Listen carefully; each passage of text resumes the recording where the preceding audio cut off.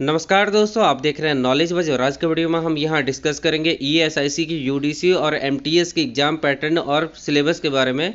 Detail syllabus को हम देखेंगे यहाँ पे जीके के, और यहाँ पे हम जानेंगे मैथ्स, रीजनिंग और इंग्लिश का सिलेबस क्या है। सभी के सिलेबस को हम देखेंगे। प्रीलिम्स मेंस में क्या सिलेबस होगा, एग्जाम पैटर्न हालांकि आप लोगों को पता होगा, फिर भी हम एग्जाम पैटर्न एक बार देख लेते हैं। तो ईएसआईसी, यूडीसी और एमटीएस का जो 2022 का एग्जाम पैटर्न है वो सेम है, जिसमें आपको रीजनिंग देखने को मिलेगा 25 क्वेश्चन 50 नंबर, मतलब एक क्वेश्चन 2 नंबर के हैं। उसी तरह आप जीए देख सकते हैं, 25 क्वेश्चन है, यहाँ जनरल अवेयरनेस पूछा जाएगा, जीके नहीं पूछा जाएगा। उसके बाद अगर हम बात करें कि तो क्वांटिटेटिव एप्टीट्यूड मतलब मैथ से 25 क्वेश्चन और इंग्लिश के 25 क्वेश्चन, मतलब टोटल अगर ओवरऑल अगर हम बात करें यहाँ पे, तो ओवरऑल आपको 100 क्वेश्चन देखने को मिलेगा और एक क्वेश्चन 2 नंबर का आपको देखने को मिलेगा। ठीक है, टोटल आपको टाइमिंग 1 घंटे का मिलेगा। 1 घंटे में आपको 100 क्वेश्चन बनाना है। और यहाँ नेगेटिव मार्किंग 0.5 होगा, मतलब 1/4 नेगेटिव मार्किंग होगा। ठीक है, 4 क्वेश्चन गलत होंगे तो 1 नंबर कटेगा आपका, मतलब 2 नंबर कटेगा यहाँ पे, क्योंकि एक क्वेश्चन 2 नंबर का है, तो 0.5 नेगेटिव मार्किंग हो गया।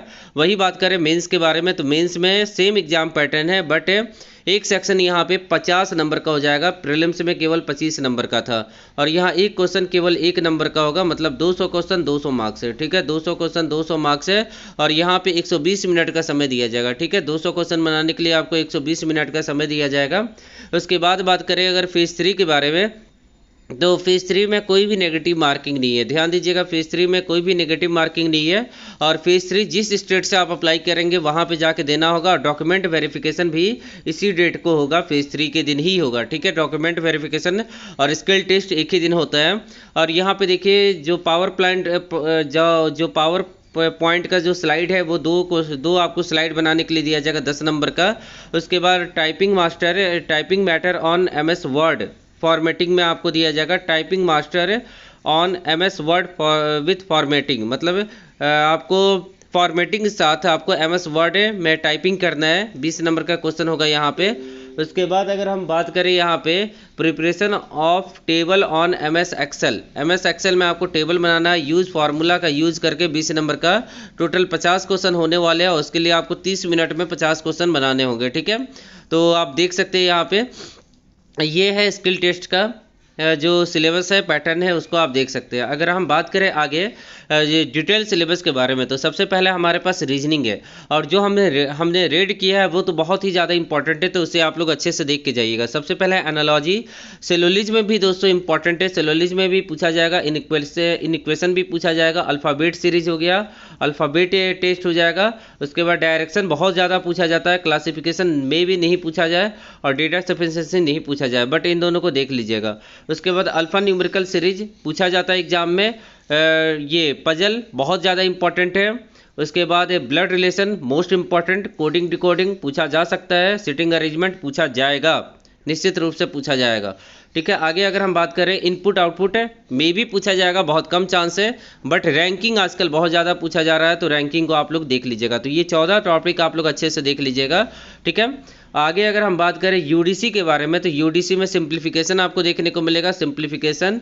उसके बाद अप्रोक्सीमेट वैल्यू, उसके बाद क्वाड्रेटिक इक्वेशन, उसके बाद डेटा इंटरप्रिटेशन में आपको टेबुलर देखने को मिल सकता है, बार ग्राफ देखने को मिल सकता है, पाई चार्ट, लाइन ग्राफ और मिक्स ग्राफ है, और कैसलेट डीआई आजकल बहुत ज़्यादा पूछा जा रहा है, तो ये कम चांस है, बहुत कम चांस है मेंस में पूछा जाएगा। बट उसके बाद नंबर सीरीज, मिसिंग और रॉन्ग कोई भी पूछा जा सकता है, मिसिंग ही पूछा जाएगा, क्योंकि क्वेश्चन का लेवल बहुत ज़्यादा ईजी होगा। ठीक है, क्वेश्चन का लेवल क्या होगा, बहुत ज़्यादा इजी होगा। मैथ्स, रीजनिंग, इंग्लिश, जीके सभी का बहुत ही ज़्यादा इजी लेवल होता है। ठीक है, यहाँ पे उसके बाद अगर हम बात करें अदर टॉपिक के बारे में, तो वर्ड प्रॉब्लम में बच जाते हैं percentage, ratio, proportion, average, time and work, speed, time, distance.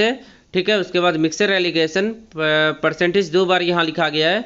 उसके बाद पार्टनरशिप है, surface area and volume, line graph, ये तो ग्राफ का ही पार्ट है, permutation, combination, simple interest, compound interest है। उसके बाद प्रोबेबिलिटी, उसके बाद प्रॉफिट लॉस, तो ये सब आप देख के चले जाइएगा। एवरेज भी देख के चले जाइएगा, एवरेज इंपॉर्टेंट है। तो इतने मैथ्स में इंपॉर्टेंट है, लगभग 20 एक्सरसाइज है। उसके बाद अगर हम बात करें जीए के बारे में, तो जीए में देखिए बहुत अच्छे से मैंने सिलेबस तैयार किया जीए का। यहाँ पे आपसे पूछा जा सकता है राष्ट्रीय उद्यान, वन्य जीव अभयारण्य, देश और मुद्रा, भारतीय संस्कृति, महत्वपूर्ण हवाई अड्डा और स्टेडियम। उसके बाद ये तो हो गया स्टैटिक जीके, मतलब यहाँ से पूछा जा सकता है, ठीक है।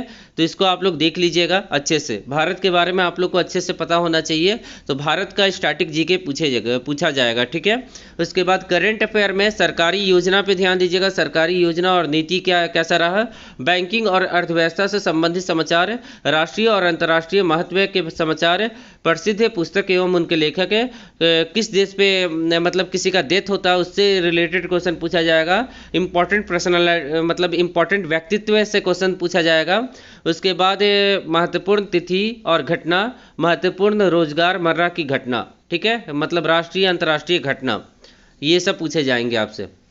बैंकिंग जागरूकता में क्या क्या पूछा जाएगा देखिएगा, आरबीआई और इनके कार्य, मार्केटिंग, उसके बाद यहाँ पे राष्ट्रीय और अंतर्राष्ट्रीय व्यापार, उसके बाद अन्य महत्वपूर्ण वित्तीय संस्थान जैसे नाबार्ड हो गया, सेबी हो गया, इन सब के कार्य के बारे में पूछा जा सकता है। Repo rate, reverse repo rate के बारे में पूछा जा सकता है। और यहाँ पे बैंकिंग टर्म्स भी आपसे पूछा जा सकता है, ठीक है। तो इसके लिए आप लोग तैयार रहिएगा एग्जाम में, ठीक है। अर्थव्यवस्था में आपसे क्या क्या पूछा जा सकता है, संघ बजट पूछा जाएगा, संघ और राज्य के बजट ये बता दिया मैंने, सकल घरेलू उत्पाद मतलब जीडीपी, और आरबीआई के रिलेटेड समाचार, बैंकिंग समाचार, ये पूछा जाएगा, ठीक है। तो इतना पूछा जाएगा आपसे जीए में, जीए का यही सिलेबस है, आप लोग अच्छे से देख लीजिए, ठीक है। आगे अगर हम बात करें इंग्लिश के बारे में, तो इंग्लिश में यहाँ देखिएगा स्पेलिंग डिटेक्टिंग और स्पेलिंग मिस्टेक जो होता है उससे क्वेश्चन पूछा जाएगा। उसके बाद कॉमन एरर के क्वेश्चन पूछे जाएंगे। पैरा जंबल भी पूछा जा सकता है यहाँ पे, पर मेंस में ज़्यादा चांस है, प्रीलिम्स में नहीं पूछा जाएगा। उसके बाद कॉम्प्रीहेंशन मतलब रीडिंग जो पैसेज होता है, कॉम्प्रीहेंशन रीडिंग पैसेज होता है, उससे पूछा जाएगा। क्लोज टेस्ट से पूछा जाएगा, क्लोज टेस्ट मतलब पैसेज में ही आपको फिलअप दिया जाएगा, फिलअप तो पूछा ही जाएगा। Sentence rearrangement, sentence improvement, synonyms antonyms पूछा जाएगा, 2 से 3 नंबर पैसेज में ही पूछा जाएगा ये भी। उसके बाद आपसे आइडम्स फ्रेजेस के क्वेश्चन पूछे जाएंगे, ठीक है। तो इतना जो है इंग्लिश का टॉपिक था। तो कंप्लीट सिलेबस दोस्तों मैंने आप लोगों को बता दिया। अगर अभी भी आप लोग के मन में कोई डाउट होगा तो आप लोग कमेंट करके मुझे बताइएगा। अब सवाल ये है कि प्रीलिम्स के लिए कितना अटेम्प्ट होना चाहिए, प्रीलिम्स के लिए कितना अटेम्प्ट होना चाहिए। तो 200 क्वेश्चन है, 200 नंबर में से आपका यहाँ पे जो एक्सपेक्टेड कटअप होना चाहिए मेरे हिसाब से 170 का होना चाहिए। सोच 200 नंबर में से 170 का होना चाहिए। और वही बात करें पीटी में गुड अटेम्प्ट के बारे में, तो गुड अटेम्प्ट आपका होना चाहिए 180 के आसपास आपका गुड अटेम्प्ट होना चाहिए। 180 क्वेश्चन, 200 में से 180 क्वेश्चन आपको बनाना चाहिए, ठीक है ना। 180 क्वेश्चन नहीं बनाना, सॉरी गलत मैंने बता दिया, 100 क्वेश्चन ही होगा ना। तो 100 में से कम 90 क्वेश्चन का टारगेट अभी से करके चलना चाहिए, क्योंकि क्वेश्चन का लेवल आसान होगा और बैंकिंग में कट ऑफ हाई जाता है। तो अगर आप 80, 85, 90 आप लेके आते हैं, बना के आते हैं एक्यूरेसी के साथ, तो आपका सिलेक्शन 100% होना है, ठीक है ना।